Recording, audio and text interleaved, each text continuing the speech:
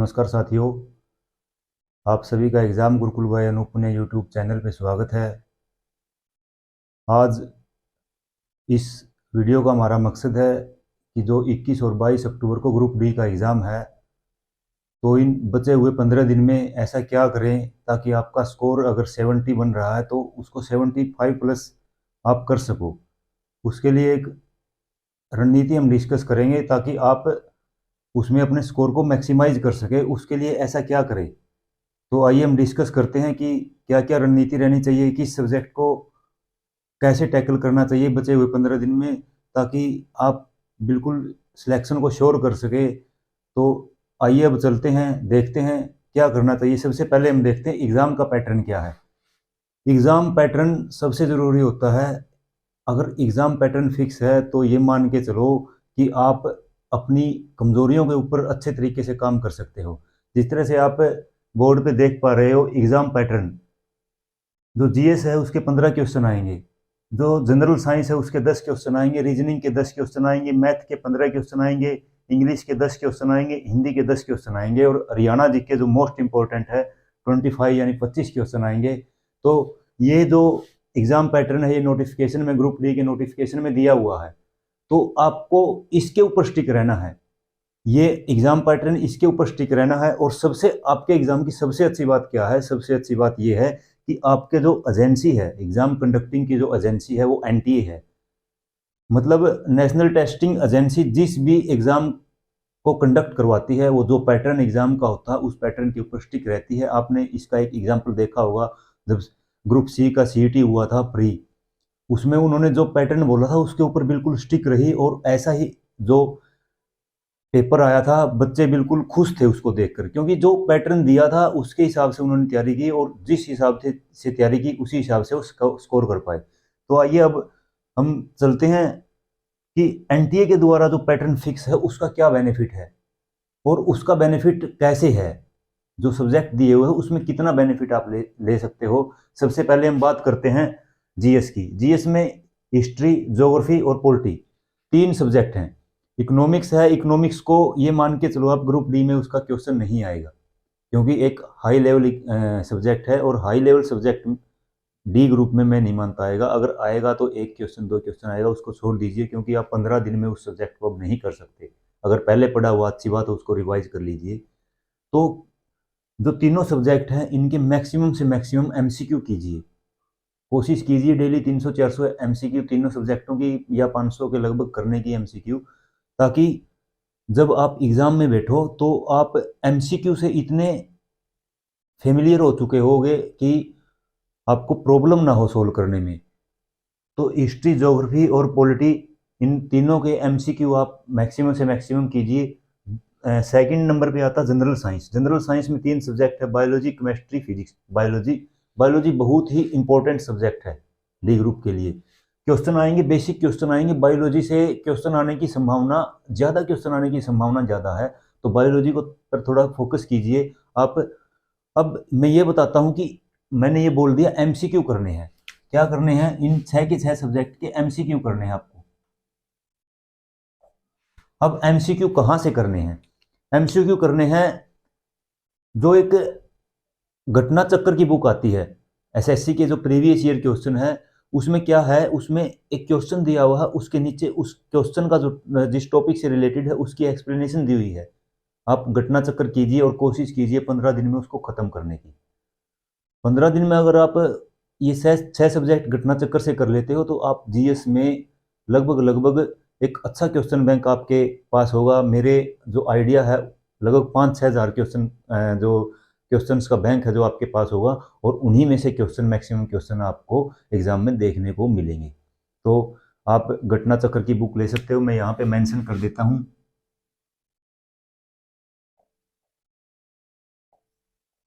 SSC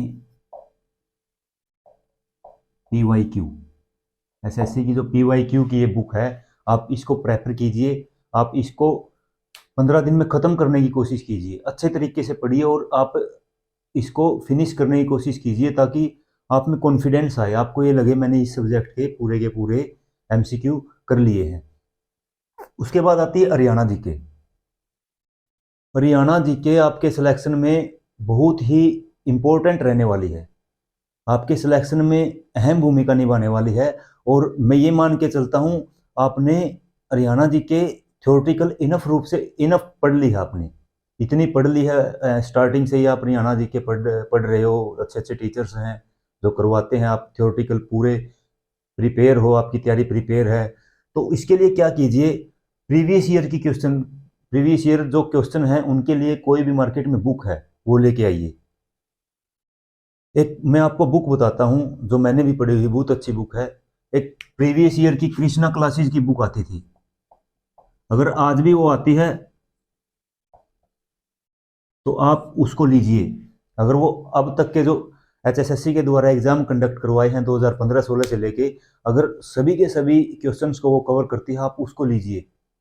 बहुत ही अच्छी book है, घटना चक्र के पैटर्न के ऊपर है। आपके एक क्वेश्चन है, उसके नीचे उसका पूरा टॉपिक आपको कवर मिलेगा। आप एक क्वेश्चन के थ्रू पूरा का पूरा जो टॉपिक है वो कवर कर लोगे, और इसी सीरीज में आपका पीवाईक्यू भी कंप्लीट हो जाएंगे। तो पीवाईक्यू कृष्णा क्लासेस की एक बुक आती थी, अब नहीं पता मुझे आती या नहीं आती, मैंने बहुत पहले पढ़ी थी, 2019-20 में शायद मैंने ये बुक पढ़ी थी। बहुत अच्छी बुक है, बहुत ही अच्छी बुक है। तो आप उसको मार्केट में ढूंढ सकते हो, अगर मिलती है तो अच्छी बात है, नहीं तो कोई और बुक देख लीजिए जिसमें सभी के सभी पीवाईक्यू दिए हुए हो। अब बात करते हैं करंट अफेयर्स की। करंट अफेयर्स को होल्ड रखिए एक बार, करंट अफेयर्स के लिए अलग से डिस्कस करेंगे। फिर आता है मैथ। मैथ में आप अर्थमेटिक पे ज़्यादा फोकस कीजिए। अर्थमेटिक पे जब, इसलिए मैं बोल रहा हूँ फोकस कीजिए क्योंकि मैं नहीं मानता डी ग्रुप में कोई एडवांस से क्वेश्चन आएगा। अगर आप सेटिस्फाई नहीं है इस बात से तो एडवांस के लिए भी मैं बता देता हूँ कितना करके जाना आपको। जो बेसिक फॉर्मूले हैं, जिस तरह से ट्रिग्नोमेट्री है 10th तक के, उसके फॉर्मूले आप करके चले जाइए। 2D है, उसके एरिया के क्वेश्चन है वो करके चले जाइए। 3D है, वॉल्यूम यानी आयतन के क्वेश्चन है, सॉरी फॉर्मूले हैं, वो करके चले जाइए। अगर एडवांस का क्वेश्चन भी आया तो ऐसा क्वेश्चन आएगा डायरेक्ट फॉर्मूले में वैल्यू पुट करने से आपका आंसर आएगा। तो एडवांस के लिए आप फॉर्मूले करके जाइए, और अर्थमेटिक के बेसिक्स आपके क्लियर होने चाहिए। अगर कोई भी चैप्टर के, किसी भी चैप्टर के आपके जो बेसिक्स वीक हैं, तो आप क्या कीजिए, उनको एक बार रिवाइज कीजिए, 2 बार रिवाइज कीजिए, वीक पॉइंट ढूंढिए। मैं ये नहीं कहता आप शॉर्ट ट्रिक से आंसर निकालिए, आप वहाँ एक्स मान के आंसर निकाल दीजिए, आपको कोई नहीं पूछने वाला आपने आंसर कैसे निकाला। तो आपको आंसर निकालना वहाँ पे ज़रूरी है। और इसके लिए आप कोई भी रैंडम बुक उठा लीजिए। अगर आपका अर्थमेटिक का पोर्शन पूरा कंप्लीट क्लियर है तो आप कोई ऐसी रैंडम बुक उठा लीजिए, जैसे एमटीएस में जो डी ग्रुप का एग्ज़ाम का लेवल है वो मेरे आइडिया में सेम रहने वाला है एमटीएस से। तो आप क्या कीजिए, एमटीएस के जो क्वेश्चन हैं उनको ट्राई कीजिए, पेपर उनके मैथ के जो सेट है वो ट्राई कीजिए आप, ताकि रैंडम क्वेश्चन करने की आपकी हैबिट बन जाए। और एडवांस में आप फॉर्मूले याद रखिए। रीजनिंग, रीजनिंग में मुझे नहीं लगता कि आपको कुछ बताने की ज़रूरत है, सिंपल सिंपल क्वेश्चन आते हैं और सभी के सभी बच्चे, मैं तो ये मान के चलता हूँ मैक्सिमम बच्चे रीजनिंग में 10 आउट ऑफ 10 स्कोर करेंगे। तो रीजनिंग की बताने की ज़रूरत नहीं है। इंग्लिश, इंग्लिश में प्यारे साथियों, एक आपको एक क्वेश्चन जो मेरी इंट्यूशन कहती है 99% आने की संभावना है, एक्टिव वॉइस पैसिव वॉइस से एक क्वेश्चन पक्का आएगा। अगर 10 नंबर की इंग्लिश है तो एक्टिव वॉइस पैसिव वॉइस से एक क्वेश्चन पक्का आएगा। मैं कंफर्म नहीं कर रहा, मुझे संभावना लग रही है। और इंग्लिश को अभी 15 दिन में क्या करना है आपको, जितने भी रूल्स हैं, इंग्लिश के रूल्स हैं, उन सभी को अच्छे तरीके से पढ़ लीजिए। आप जब इंग्लिश के पूरे रूल्स रिवाइज करोगे तो आपको क्या होगा, कॉन्फिडेंस आएगा। और दूसरी बात, डी ग्रुप का जो एग्ज़ाम है वो बिल्कुल ही लो लेवल का, इंग्लिश लो लेवल की मिलेगी। जितने एग्ज़ाम होते हैं उनमें सबसे लो लेवल की इंग्लिश मिलेगी। और अगर कॉमन एरर का या फिल इन द ब्लैंक्स का कोई क्वेश्चन आएगा आपके सामने, तो वो ऐसा आएगा डायरेक्ट रूल से आएगा वो। तो रूल आप रिवाइज कीजिए, रूल आपको टिप्स पे याद होने चाहिए। और इंग्लिश में भी आप 10 में से, मैं तो ये मानता हूँ 7-8 से ऊपर भी स्कोर कर सकते हो अगर आपने अच्छे तरीके से पढ़ रखी है। हिंदी, हिंदी में क्या करना है, मेन मेन जैसे चैप्टर है, वर्ण विचार है, उसके बाद संधि है, समास है, अव्यय है, प्रत्यय है, ये जो भी टॉपिक है, अलंकार है, ये ऐसे टॉपिक हैं मेन मेन 5-7 ही टॉपिक है ये, आप इनको रिवाइज कीजिए बार बार, इनसे क्वेश्चन आने की मैक्सिमम संभावना है। और मैं एक बात बता देता हूँ, मुझे जहाँ तक लगता है हिंदी का पोर्शन या तो बिल्कुल आसान आएगा या फिर डिफिकल्ट आएगा, सभी पोर्शन से के कंपेयर में डिफिकल्ट आएगा या फिर आसान आएगा, तो हिंदी की ये संभावना है। उसके बाद आते हैं और अब डिस्कस करते हैं Haryana current affair. Most important है हरियाणा करंट अफेयर्स। इसके लिए क्या करें? हरियाणा करंट अफेयर्स के लिए आप यूट्यूब का सहारा लीजिए। कोई भी एक टीचर, उसकी यूट्यूब पे वीडियो देखिए, 6 महीने की एक वीडियो, 6 महीने की एक वीडियो, एक साल पूरा कंप्लीट हो जाएगा। आप 6 महीने की 2 वीडियो देख लीजिए, 4-5 घंटे की वीडियो मिलेगी।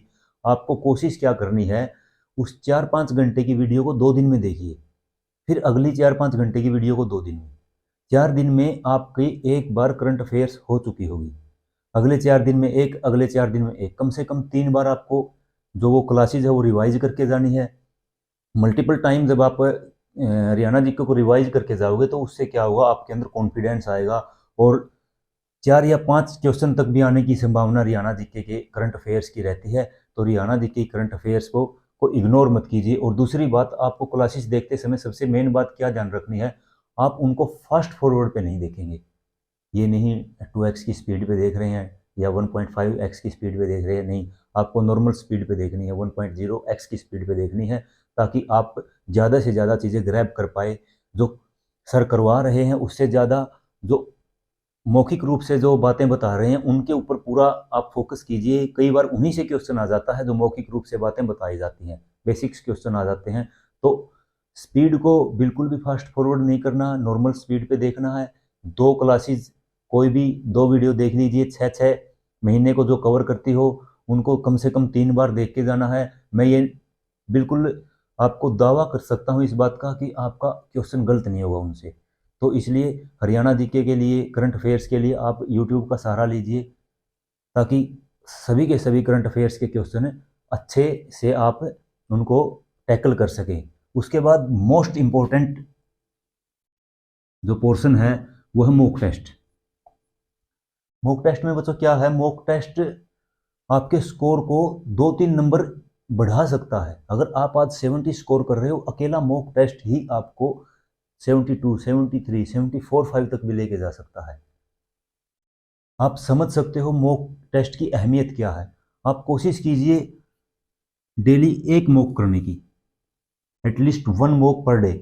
और अगर आपके कोई एक, मतलब इनमें से कोई सब्जेक्ट आपका इतना स्ट्रोंग है कि आपको बिल्कुल ही कम टाइम देने की ज़रूरत है, जैसे बहुत से बच्चे हैं मैथ, उनका ऐसा मैथ है कि उनको मैथ को टच करने की भी ज़रूरत नहीं, वो सभी क्वेश्चन सही करके आते हैं। तो जो वहाँ से जो टाइम आपका सेव होता है, आप क्या कीजिए, एक की बजाय 2 मॉक टेस्ट दीजिए, 15 दिन में 30 मॉक टेस्ट दीजिए। जब आप मॉक टेस्ट देंगे तो ये नहीं मॉक टेस्ट किया, बुक को बंद किया और साइड में रख दिया, कल मॉक टेस्ट देंगे जब देखेंगे, नहीं, उस मॉक टेस्ट का एनालाइज भी आपको करना है। मैक्सिमम से मैक्सिमम आप 30 मिनट में उसका एनालाइज कर लेंगे अच्छे तरीके से। अब यहाँ से डेवलप क्या होगा, डेवलप होगा जिन भी क्वेश्चनों में आपने तुक्का लगाया था, उन क्वेश्चनों में आपको ये देखना है मैंने तुक्का लगा था, क्या सोच के तुक्का लगा था, अगर मैं ये सोचता तो क्या मेरा तुक्का सही होता। तो यहाँ से डेवलप होगी आपकी जो तुक्का लगाने की कैपेसिटी है, वो डेवलप होगी। आप एक लॉजिक के साथ अगर तुक्का लगाते हो तो 50% से प्लस चांसेस होते हैं कि वो जो तुक्का है वो सही हो। लेकिन अगर हवा में बातें करेंगे, मन में आया बी लगा देते हैं, बी अच्छा लग रहा है, मन में आया सी लगा देते हैं, सी सोना लग रहा है, तो उससे क्या होगा, फिर आप जो क्वेश्चन ठीक होने के चांसेस है वो कम होते जाते हैं आपके। लॉजिकल तो हाँ, कोई ऐसा क्वेश्चन है भाई कभी सुना ही नहीं या कभी देखा ही नहीं, कभी पढ़ा ही नहीं, उसमें आप मन करे जो अच्छा लगे वो लगाइए, जिस भी ऑप्शन से आपको लगाव है वो लगाइए। पहले जो मैक्सिमम ऑप्शंस जो आपका ठीक होता गया वो लगाइए। बहुत से बच्चे बोलते बी मेरा मैक्सिमम टाइम ठीक मिलता, आप उस पर काम कर सकते हो। लेकिन अगर आपके पढ़े हुए टॉपिक में से आता, आप रिकॉल करने में सक्षम नहीं हो, तो उस पर सोच विचार कीजिए, लॉजिक लगा के तुक्का लगाइए, उसके सही होने के चांस आपके बिल्कुल ठीक हो गए। तो यहाँ से जो मॉक टेस्ट आप करते हो, सोल्व करते हो, तो उससे क्या होगा, आपका जो क्वेश्चन एफिशिएंसी है, एक्यूरेसी है, अगर आप अब आप 100 में से 70 क्वेश्चन ठीक कर पा रहे हो तो आपके क्वेश्चन 75, 76, 77 तक, 75, 76 तक भी पहुंच सकते हैं। मॉक की इतनी अहमियत होती है। यूपीएससी से लेके ग्रुप डी तक के जो सिंसियर बच्चे होते हैं वो सभी के सभी मॉक लगाते हैं, अच्छे तरीके से लगाते हैं, सिंसियरली तरीके से बैठ के उसको मॉक को सोल्व करते हैं, फिर एनालाइज भी करते हैं। और जब आप मॉक करने बैठो तो आप एक काम कीजिए, 1 से लेके 100 तक एक पेज पे गिनती लिख लीजिए। पहला क्वेश्चन किया, एक पहले के सामने ए है ए, दूसरे के सामने सी है सी, ऐसे। क्योंकि जो आप वो लिखोगे तो कहीं ना कहीं आपका एक कंप्लीट एग्जाम हो जाएगा। ओएमआर सीट तो नहीं है आपके पास, लेकिन उसको आप ओएमआर सीट मान के चल सकते हो। बहुत से बच्चों को एग्जाम में ये दिक्कत रहती है कि सर मेरा एग्जाम पूरा नहीं हो पाया, मैं अटेम्प्ट ही नहीं कर पाया, मेरे तो 70 क्वेश्चन हुए, मेरे तो 80 क्वेश्चन हुए। तो जब आप इस तरीके से साइड में टाइमर लगा के आप सोल्व करोगे तो आप एग्जाम में टाइम मैनेज करने में भी सक्षम होंगे। इस तरीके से मॉक लगाइए और सीरियस होकर मॉक लगाइए। ये नहीं मॉक लगा रहे हो, फ़ोन आ गया, होल्ड किया, बाहर चले गए, ऐसे नहीं। फ़ोन को फ्लाइट मोड पे डालिए या फ़ोन को बंद कीजिए और अच्छे तरीके से मॉक को आप सोल्व कीजिए, अटेम्प्ट कीजिए, ताकि आप अपनी एफिशिएंसी को पहचान सके। और मॉक में ये भी देखना कौन सा पढ़ा हुआ टॉपिक मेरा कमज़ोर है, किस टॉपिक के पॉइंट मेरे कमज़ोर है, उन टॉपिक के ऊपर काम कीजिए। जब आप 15, 20, 25, 30 मॉक लगा लेंगे तो आपको डिफरेंस पता चलेगा कि क्या डिफरेंस पहले था अब, और अब कितने स्कोर हैं, पहले कितना स्कोर था, आपको क्लियर डिफरेंस पता चलेगा। तो सीरियस बैठकर मॉक लगाने हैं, फ़ोन वगैरह सब बंद करके टाइमर लगा के बिल्कुल अच्छे तरीके से मॉक लगाना है। उसके बाद मेरा क्या ओपिनियन है, जो 21 और 22 अक्टूबर को ग्रुप डी का एग्ज़ाम है, मेरा ओपिनियन बिल्कुल क्लियर है। एग्ज़ाम रहेगा इजी टू मॉडरेट। ये बात आप याद रख लीजिए, इजी टू मॉडरेट एग्ज़ाम रहेगा। क्योंकि एनटीए एक ऐसी एजेंसी है जो पेपर जिस भी स्टैंडर्ड का है उस स्टैंडर्ड पे बिल्कुल स्टिक रहती है। ये आप देख लेना, 21 और 22 अक्टूबर को क्वेश्चन आसान होंगे, पैटर्न अच्छा होगा। अच्छा का मतलब जो दिया है वही पैटर्न होगा। तो क्वेश्चन आसान होंगे और बिल्कुल अच्छे तरीके से जो पढ़ा है आपने उसी में से क्वेश्चन आएंगे। बिल्कुल भी घबराना नहीं है, अच्छे तरीके से बैठ के 15 दिन को यूटिलाइज कीजिए। सबसे मेन बात क्या है ये मैंने बता दी, फोकस ऑन एमसीक्यू। एमसीक्यू के ऊपर फोकस कीजिए, आप ज़्यादा से ज़्यादा एमसीक्यू करने की कोशिश कीजिए। और उसके बाद अब आप कोशिश कीजिए 10 से 12 घंटे डेली पढ़ें। जो 15 दिन बचे हुए हैं इनके अंदर 10 से 12 घंटे पढ़ें। और 15 दिन में ये न करें कि अब एक वीक में मैं तो एक ब्रेक लेता हूँ, अब 15 दिन अगर एक ब्रेक बीच में, एक ही एक ब्रेक बनता बीच में, वो ना लोगे तो आपको क्या पता 2-3 नंबर का या 1-2 नंबर का बेनिफिट हो जाए। तो बिना, अब 15 दिन कोई ब्रेक नहीं लेना है। 10 से 12 घंटे अगर आप ज़्यादा पढ़ सकते तो, क्योंकि चीज़ें रिवाइज करनी होती है और रिवाइज करने में दिमाग पर इतना असर नहीं पड़ता, क्योंकि हमें सिर्फ चीज़ें रिकॉल करनी है। पेज पे टॉपिक देखते ही 50-60% चीज़ तो हमारे दिमाग में आ जाती हैं। तो आप क्या कीजिए, ब्रेक मत लीजिए, 10 से 12 घंटे पढ़ने की कोशिश कीजिए, पेपर आसान आएगा। एमसीक्यू पे फोकस कीजिए। और मेन बात एक जो है, मेन बात ये है, आप नया पढ़ने की ट्राई मत कीजिए। अगर आपने 80% भी पढ़ा हुआ है तो आप 80% में भी बहुत अच्छा स्कोर कर सकते हो, अगर आपने वो अच्छे तरीके से पढ़ा हुआ है। वो जो बचा हुआ 10-12-15% के चक्कर में आप ये 15 दिन गंवा दोगे और आप ना रिवाइज कर पाओगे। उसके बाद आसान क्वेश्चन भी आपके गलत होंगे। तो इसलिए नया पढ़ने की कोशिश न कीजिए। जितना भी पढ़ रखा है, जो भी क्लास नोट्स वगैरह है, उन पे आप एक बार रिवाइज कर लीजिए, एमसीक्यू ज़्यादा कीजिए। और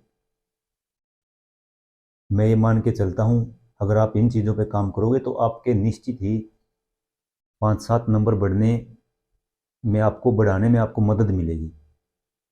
तो साथियों, ये थी ग्रुप डी की जो रणनीति है 15 दिन के लिए क्या करें। एक बार फिर से मैं बता देता हूँ, एग्ज़ाम गुरुकुल बाय अनूप पुनिया हमने एक एजुकेशनल चैनल क्रिएट किया है ताकि हम अच्छा से अच्छा कंटेंट बच्चों तक पहुँचा सकें और बच्चे भी उसका पूरा बेनिफिट उठा सकें। आसान भाषा में कंटेंट होगा। आपने अभी देख ही लिया होगा कितने सिंपल तरीके से मैंने आपको रणनीति बताई है। तो चैनल को सब्सक्राइब कीजिए, शेयर कीजिए, लाइक कीजिए, कमेंट कीजिए कि आपका इस वीडियो के बारे में क्या राय है। आपका बहुत बहुत धन्यवाद। Thank you.